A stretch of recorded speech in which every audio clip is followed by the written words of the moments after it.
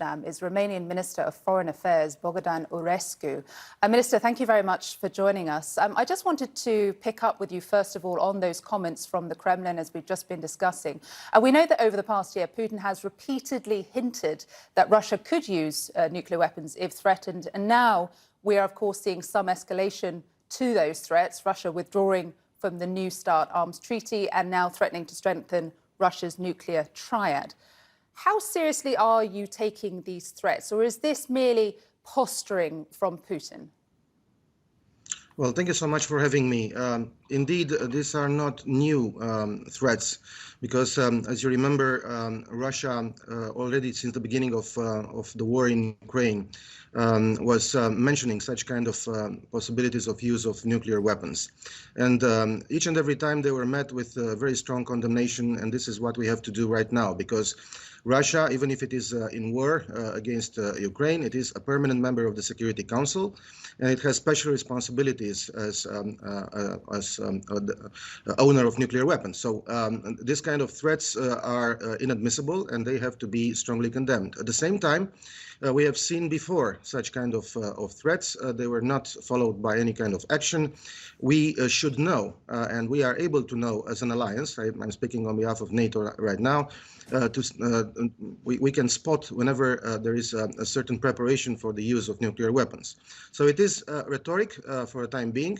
I think this comes at the moment of marking the one-year commemoration of the start of the war in Ukraine, and Russia has no results whatsoever, to the contrary. And I think it is a sort of a need for the Russian officials, including for President Putin and other allies of Mr. Putin, to mention such kind of things which create a lot of emotion at international level. Yeah. Elsewhere, meanwhile, of course, we've seen some movement from China this week, and China's claims of neutrality have really faded in light of the visit of China's top diplomat to Moscow yesterday. How concerned are you that this bilateral relationship will go beyond merely economic cooperation and move to perhaps deliveries of arms and munitions for Russia's war effort?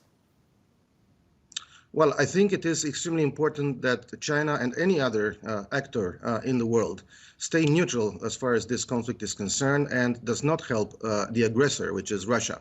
To the contrary, it is the responsibility of any state in the world to support Ukraine. And that's why, well, you mentioned I'm in Amsterdam, I'm heading towards New York for the events dedicated to the one-year commemoration of the start of the war in Ukraine, the Security Council debates and the General Assembly debate, where we are supposed to adopt with hopefully a large majority a resolution regarding the comprehensive, lasting and just peace in Ukraine. So I think it is important that all member states of the United Nations, of the international community, condemn very strongly what Russia is doing in Ukraine and ask for an immediate stop of hostilities, an immediate withdrawal of Russian troops from Ukraine, and the start of a peace process. Of course, this depends on Ukraine. The definition of victory depends on Ukraine. This is what we were discussing yesterday in Warsaw during the Bucharest 9 meeting, together with President Biden and the NATO Secretary General. And I think it's very important that we well, support Ukraine as long as it takes in order to win this war. On that meeting in Warsaw, as you mentioned, the Bucharest 9, we know Romania, of course, is part of the Bucharest 9. We heard President Biden reassuring the Eastern flank allies of the US's commitment to stand by your side as the war approaches its one-year anniversary. How important is that commitment to nations like yourself who border Ukraine? Romania is not just a participant; it's one of the initiators of the Bucharest 9 format. It was initiated by the President of Romania, Mr. Iohannis, and President of Poland, Mr. Duda, back in 2015. And it is a very successful format because it allows for transatlantic coordination. And this is what we have done yesterday in Warsaw, once again, because we have used this format during the last year, since the beginning of the war, and even before that. So it was a very timely discussion. And the reassurance that President Biden has given us all, that the United States is fully committed to protect and to defend any inch of allied territory, including, of course, the allies on the eastern flank, is extremely important. In Romania, the presence of the U.S. troops has increased since the beginning of the war. We have around 3,800 and even more American troops on our soil.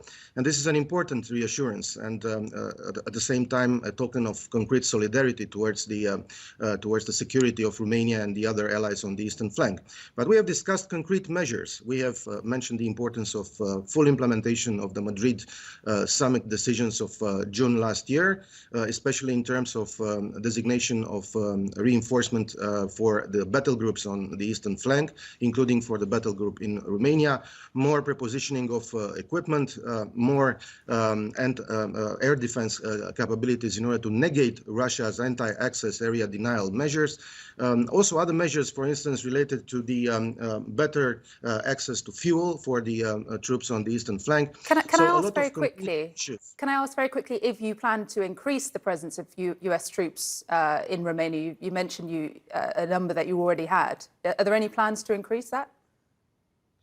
Well, any kind of increase of allied presence, and I would stress the word presence, is very important, and the increase of U.S. presence on the territory of the eastern flank allies is extremely important in order to build a consolidated deterrence and defense posture and to go towards the forward defense that we have been discussing for quite some time, and also in the Madrid summit. And this presence means not just an increase in number of troops, but also it means prepositioning of equipment, which is extremely necessary if needed to defend the allied territory, but also assignment of reinforcement forces for the battle groups which are already in the eastern flank territory.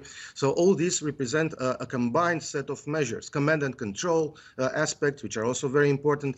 So all these create a smart defense and a smart forward defense, which is important. The stronger the defense is, the stronger the deterrence is. This is the only language Russia understands. Foreign Minister, unfortunately, we'll have to leave it there, but we really appreciate your time. Thank you for coming on and giving us your thoughts on the anniversary of this war. Appreciate it. Thank you for having me. Thank you.